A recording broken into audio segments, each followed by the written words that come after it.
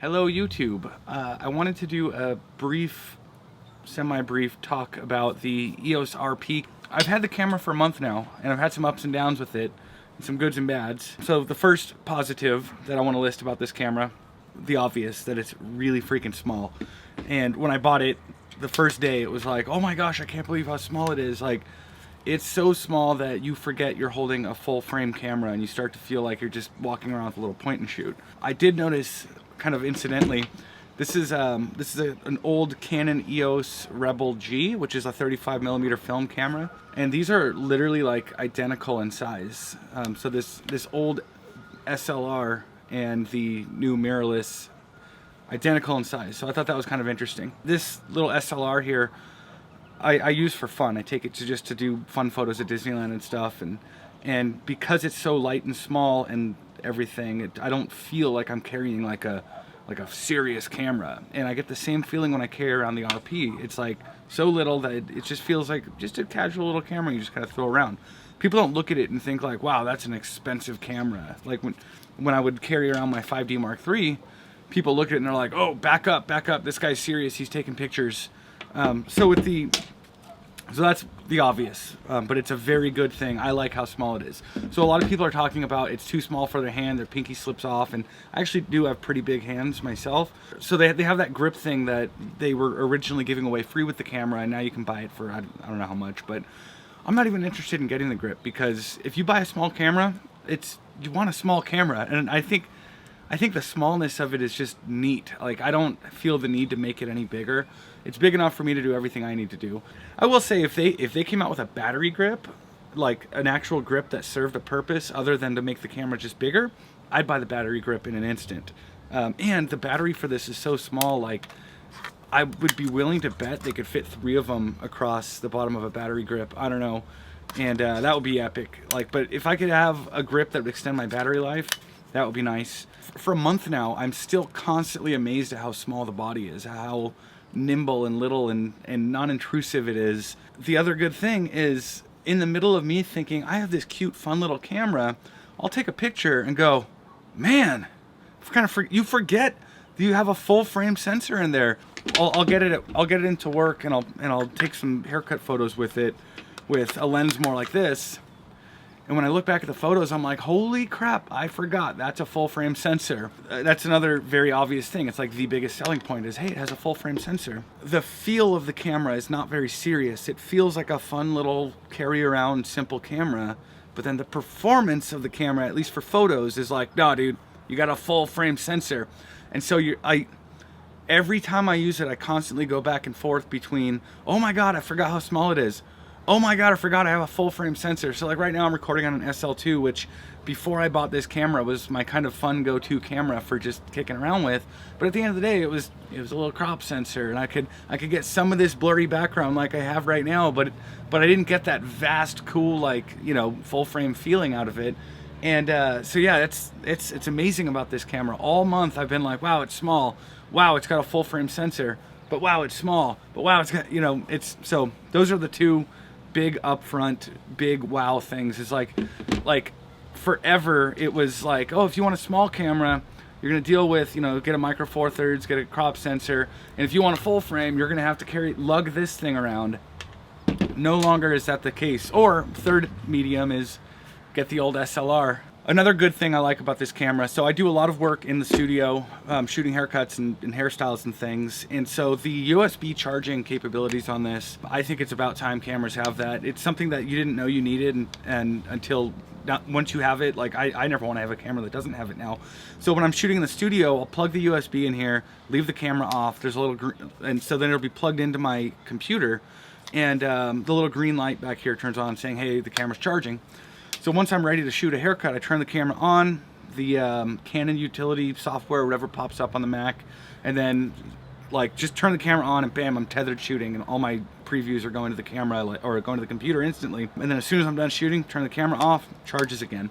So if you're shooting in a studio situation where you're gonna have the camera sitting there all day, and you're gonna pick it up and shoot for a half hour, and then set it down for a few hours, and then pick it up and shoot for a half hour, that USB is just amazing. It's like you never think about the battery life. in that scenario.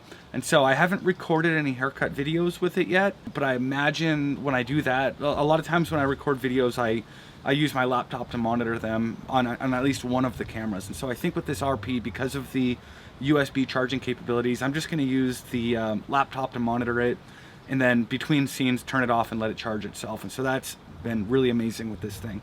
So at one point, a friend of mine who bought the camera that came out before this, the EOS R, he also bought this 50mm 1.2 lens. Please? There we go.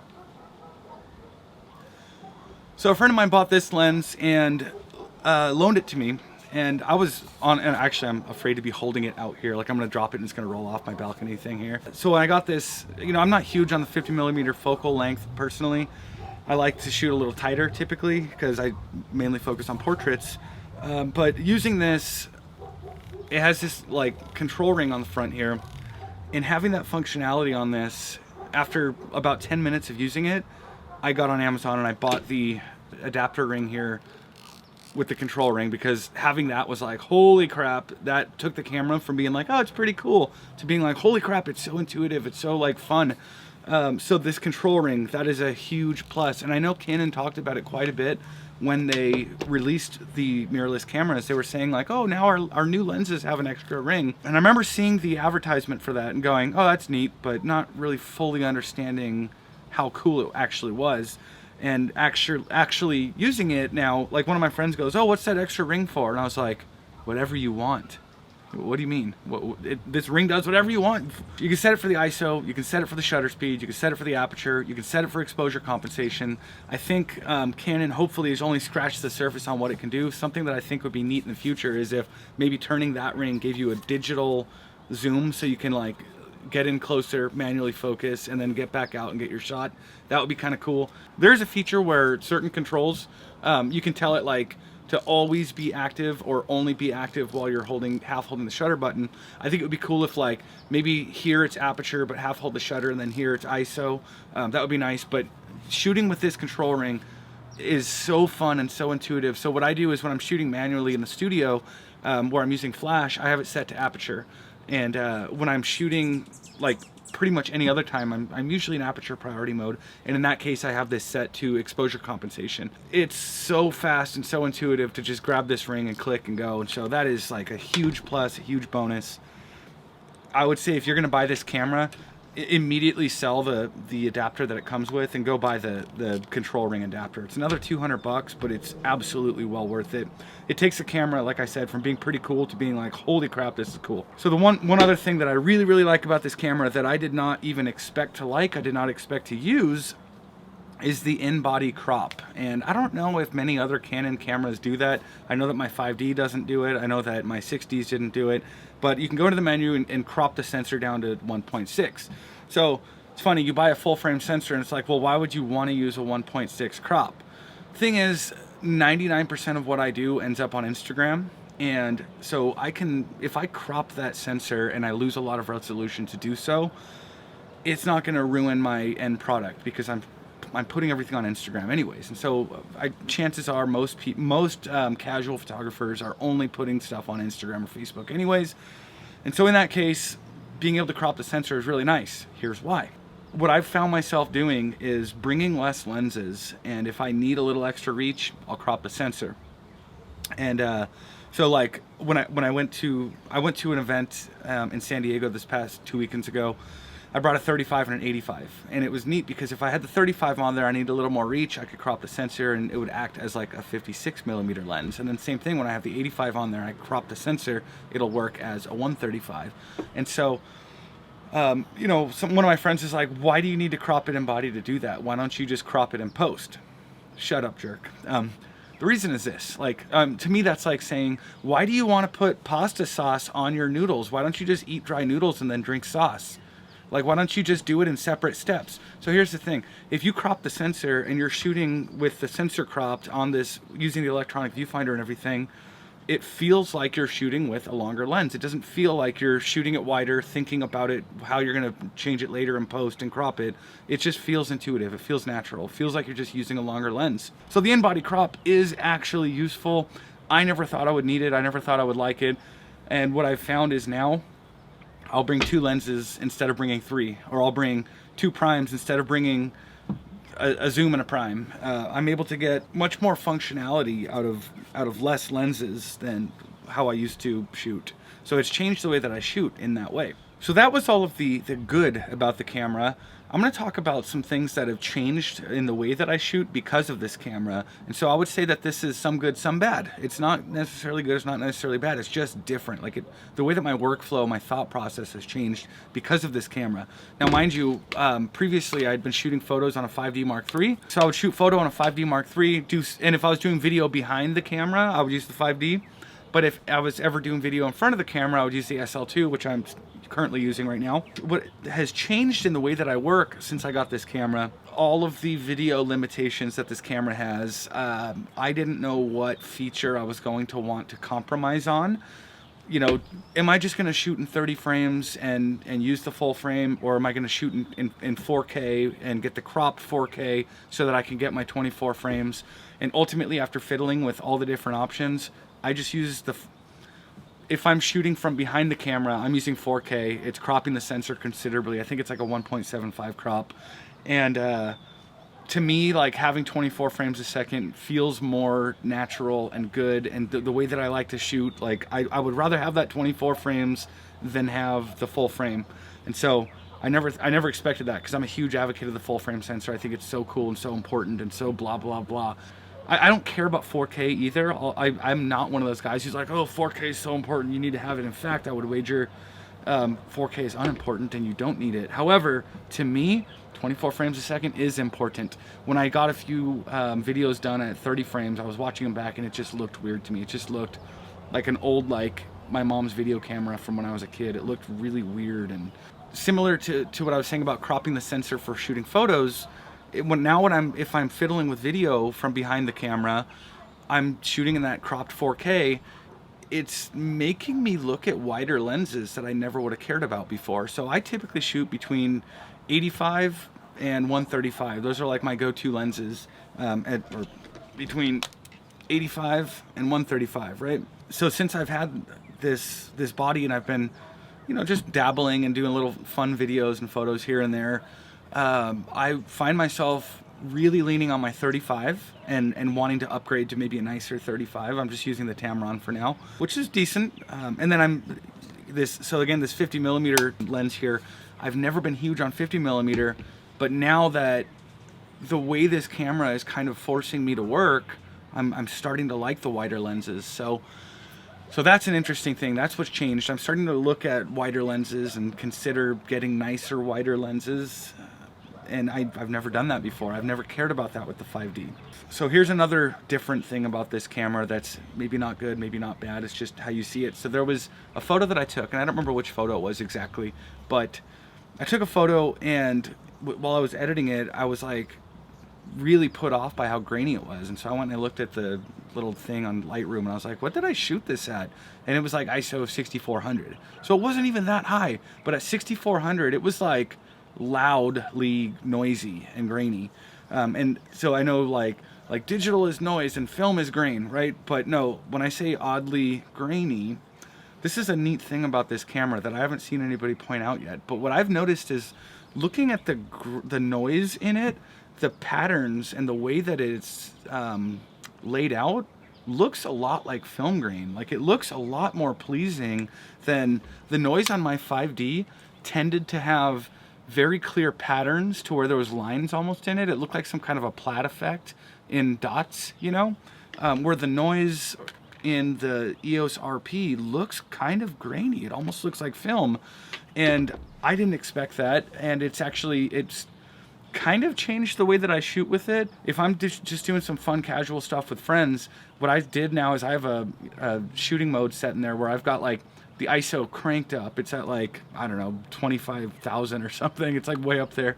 But I've got the ISO like cranked up, and I'll just process it quickly as a JPEG and turn off the preview. And so I'll just shoot it and pretend I'm shooting film. And the results that I get back out of it feel very filmic to me. And so I think that's really interesting. And I haven't seen a lot of people talk about that, but this camera has an oddly filmy noise pattern, an oddly grainy noise pattern. you know, you be the judge of that. I'll put up some pictures here. I'll take a bunch of test shots at some high ISOs right now and put them up there. And so like, yeah, whatever. But that's something that I noticed, and I showed a few friends of mine, and the ones who are like film nerds like I am, they're like, oh yeah, I definitely feel it. But the ones who don't shoot film, they look at it and they're like, no, I don't see it. So I don't know. It's just changed the way that I shoot. I started to, and that's actually bringing me to my next bullet point here.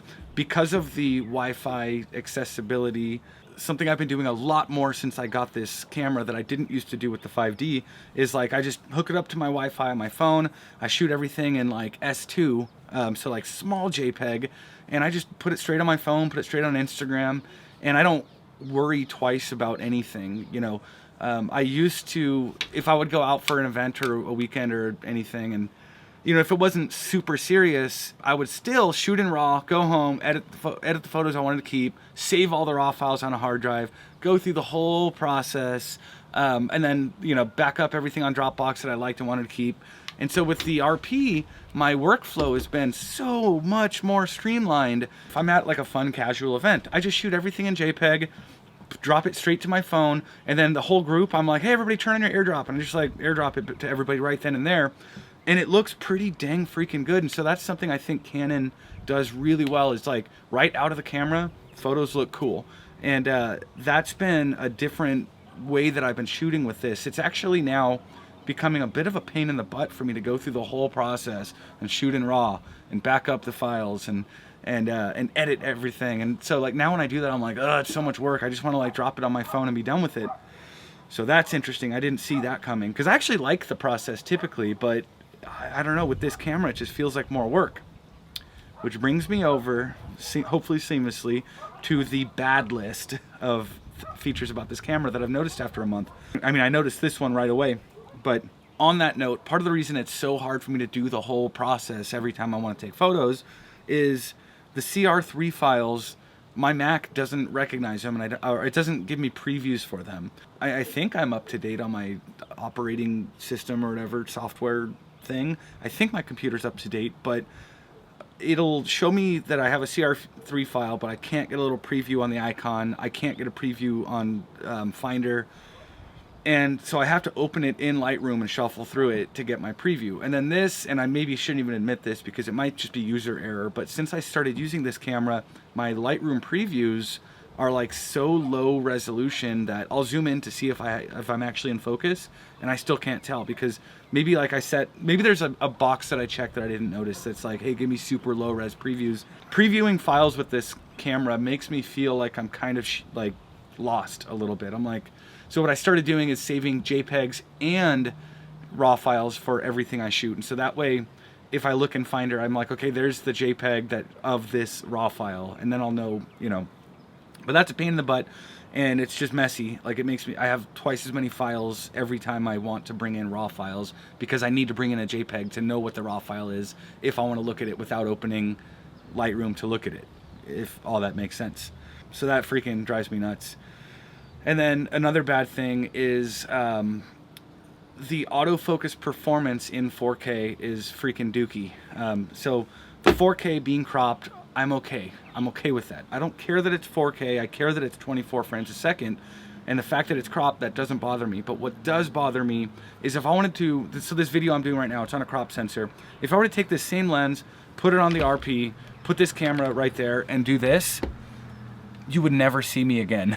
When I tried to do a video similar to this one using the 4K crop whatever on the RP, it would just randomly, for no reason, like pull focus past me 3 times and then come back. But it hunts a lot, and it hunts for no reason, and it hunts frequently. I'm talking like every minute and a half it would find me, lose me, whatever. That drove me nuts. So that's a bad thing. What else is bad? One last bad about this camera. This is huge, I think. This is keeping me up at night looking at lenses online. So these new lenses that are coming out for the camera, the RF lenses, phenomenal specs, phenomenal lenses. I'll say about this 50mm, it's absolutely perfect performance-wise. It focuses quickly, focuses efficiently. It does a lot of neat things. When I when I looked at this at first, I thought it was really odd that it didn't have a distance scale, and I was like, wow, that makes it look kind of cheap even. Do you know where the distance scale is? It's in the viewfinder, and that's so cool. Like the second you grab the focus ring, distance scale pops up in the viewfinder. That's so cool to me. But anyways, even shooting wide open f1.2, this thing is razor sharp, no chromatic aberrations, no purple fringing, no nothing, as compared to this, the EF85-2, whatever, f1.2 Mark II. This lens, like you can see a lot of, you know, features in the photos, but with this, absolutely none of them. So anyways, point being, the lenses they're coming out with for this RF system are ridiculously amazing. In fact, today they announced, or they started taking pre-orders for the RF85 f1.2. And all that to say, I don't know if I want to buy them, because if I buy them, I can only use them on this. However, if I keep buying EF lenses, I can use it on this, and I can adapt it to this. And so what am I to do? Am I supposed to keep this 85mm for if I decide to use my DSLR that day, and then buy the new 85mm that they announced because the performance is absolutely amazing, but I can only use it with this camera? Like, what, am I just supposed to own two 85mm f1.2 lenses at that point? Or, you know, because I'm not gonna, why would I get rid of this one if I'm still using a DSLR sometimes? So I don't know what to do. I have a 70-200 right now that I decided yesterday I hate using on this, because with the focus ring and the zoom ring way out here, and then the adapter ring way back here, I feel like I'm playing guitar to use that lens, you know. And so I decided, like, I'm never going to use that 70-200 on here. But the new 70-200 that's made for this is like barely longer than what's going on here.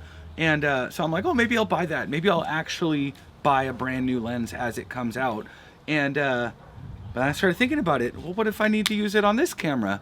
So I need to stay invested in my EF lenses, but I'm afraid to invest in the RF lenses, and so that dilemma is so seriously hard. I'm about to be stuck between two systems, which is why I didn't want to go to Sony before, because I didn't want to have Canon glass and Sony glass, and so now I have Canon glass and Canon glass that kind of can work together but kind of can't work together, and it's such a headache. I want my life to be simpler, and this camera is not doing that. It's making it more difficult.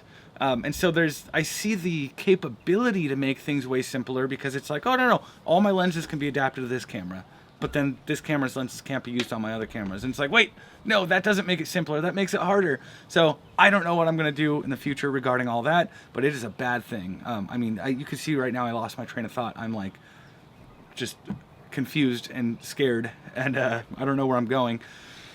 So anyways, that's what it's been like owning this camera for a month. Those are the goods, those are the bad, those are the ugly, those are the different. And ultimately, I will say this. The camera is made for a casual shooter. It's a pictures of people camera. It's not an action camera. It's not a videographer's dream. It's a casual pictures of people camera. And I think in the last month, me casually taking pictures of people, it's been fun. It's been a lot of fun, and it's been a very lighthearted, intuitive, simple approach to making pictures of people content for Instagram. I think trying to push it anywhere outside of those limits might find some frustrating issues. Thanks for watching. I'm sure only, you know, I'm probably gonna get 100 views on this and probably like 37 thumbs downs, but I like the camera. I'm compelled to feel like I want to talk about it, and I appreciate you sitting and watching it. Thank you.